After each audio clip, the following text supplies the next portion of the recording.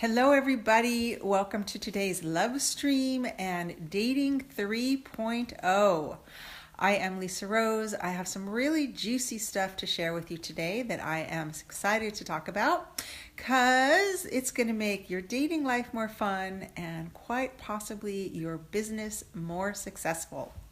So for those of you who are new to me, my name is Lisa Rose. I am a love and dating coach. I'm the founder of Deeper Love, Better Sex. And I help successful singles who are pretty sick of dating because they think it's a waste of time get good at dating so they don't give up before they meet their match and find love.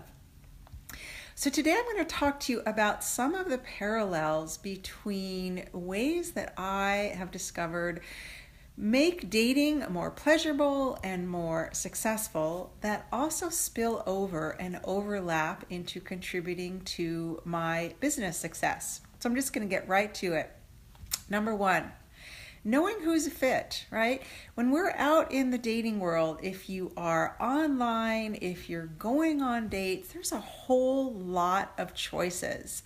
And one of my favorite things that I walk clients through because it really simplified my own process in choosing who to date and choosing who to partner with was getting really clear on my yeses and my no's. It's essentially knowing who's a fit, right? Knowing who it's going to feel really good to work with is very similar to knowing who it's going to feel really great to date.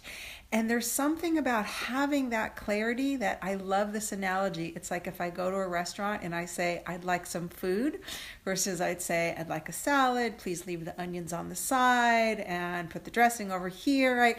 Then the waitress kind of knows what to give me. So the universe is in many ways kind of like our waitress, but she needs a clear order.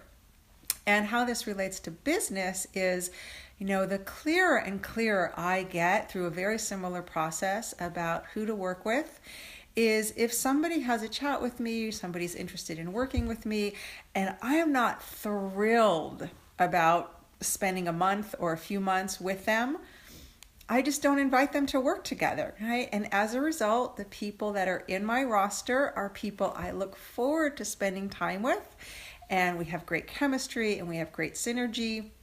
So there's a very similar crossover because if I'm kind of lukewarm about going on a date with somebody, that's basically a no. And the more I've learned to honor that, and I love helping my clients get clear about this because then it's like you have this internal compass, an internal reference point. It takes a lot of the guesswork out and it saves a lot of time and probably heartache. So the second way that getting good at dating is helpful for having more fun on dates and your business is developing really good and really clear boundaries, right? Dating is a process of establishing what I'm a yes to and what I'm a no to. Just a couple of examples. I may go out with somebody and they ask for a second date and I'm not really feeling a yes, right? I could shine them on. I could say yes and not return their text or phone call. I could go out on the date and kind of resent it or not enjoy myself. Or I could just say, thank you so much for the invite, but I'm not feeling a fit and I wish you all the best.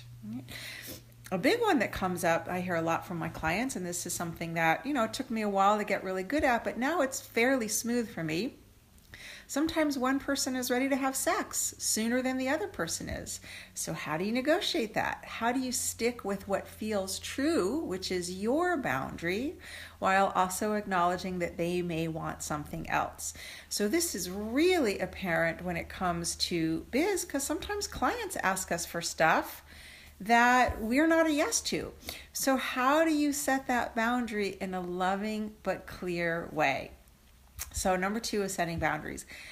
Number 3, and this is huge because if I was going to say one thing, this is really probably the thing that makes or breaks dating. And for me, it was also the thing that started making or breaking how much fun I was having in my business, which is mindset.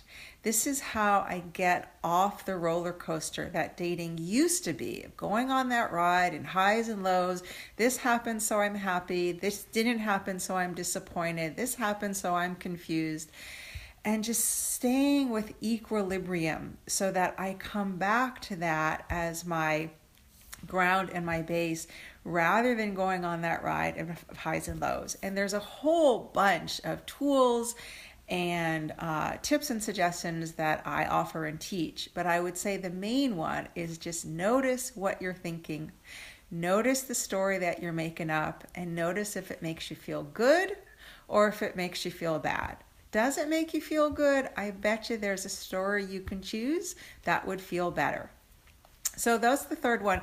And the fourth one I'm just going to throw in there because it's also really made a big difference for me is dating ought to be pleasurable. Relationship ought to be pleasurable. Running a business ought to be pleasurable. So the fourth way that being successful in dating will contribute to your business is when you're enjoying yourself.